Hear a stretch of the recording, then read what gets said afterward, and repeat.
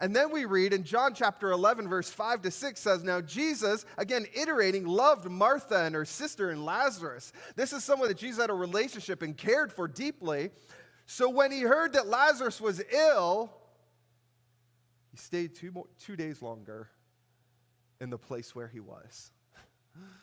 Doesn't make a lot of sense. He heard that his friend, the one that he loved, was ill, so he stayed 2 more days. What? I mean, this just doesn't make much sense. See, the thing is timing is everything. Timing is everything. Now, we are impatient people.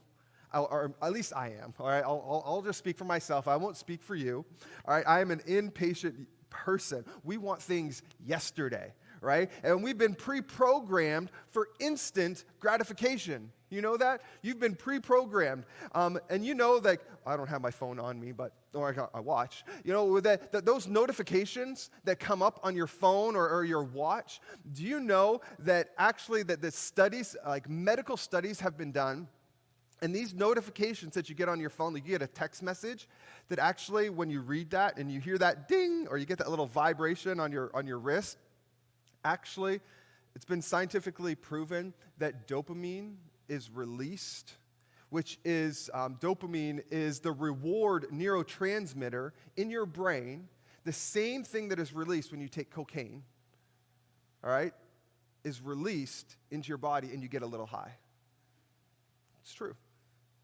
So because of that little high, you become addicted so that you want that notification. You hear that buzz, you want to pick it up because you want that little high. It's literally addicting, and it's instantaneous. Like you can have anything at your fingertips. We are pre-programmed for instant gratification. But the problem is now we want that in all areas of our life. Like not just an instant text message, not just to know instantly someone's commented on our picture on Instagram. Now we want instant gratification in every area of your life. And maybe you've been praying and believing for a miracle in your life and you haven't received it. I feel like I need to tell somebody today that God's not late. He's not late. God might not even be saying no. He could be simply saying in my timing. In my timing. And timing is everything. Have you ever experienced and texted someone that you're hoping and you needed an immediate response? This happens with my girls sometimes, that I'll text them and I want an immediate response and I don't get it and I'm like, oh, what are they doing?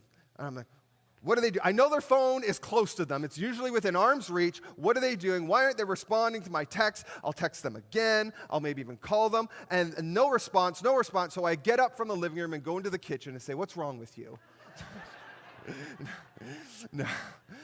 No, but we expect that instant reply. And so, but God, here's the thing, is God is never early and God is never late. He never misses the mark and he never drops the ball. The hard part for us is we don't see the whole picture. The Bible tells us actually that we only see in part, and we're not going to see the whole picture until one day we're spending eternity with Christ. Then we will see the whole picture. This past week, Susie and I were putting a bed frame together. And I've learned we just celebrated this past Wednesday 20 years of marriage. And so... And over these 20 years, I learned how to put furniture together the best and most efficiently. And that is to let Susie read the instructions, because I'll usually glance at it and be like, oh yeah, I know what they mean. And I'll start putting things together.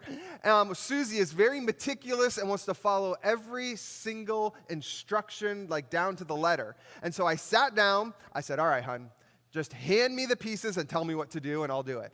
And man, that thing went together so quickly. There wasn't no fighting and arguing. It was really great, but there was this one part she came to. She's like, it says that I'm to screw these screws in here, but it doesn't make any sense. I really don't understand why I'm doing this. And we're like, well, I guess we just better. I'm like, yeah, it really doesn't make any sense, but let's just do it, and we'll see.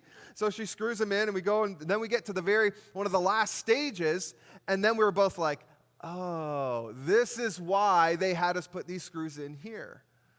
And I believe that we're going to have that, oh, that's why, in heaven a lot. That we're going to look back on our life and be like, oh, that's why God had me make that decision. That's why God had me break up with that boyfriend, with that girlfriend. That's why God had me take this path of my life and not that path. Because in here on earth, we only see in part, but one day we will see in whole.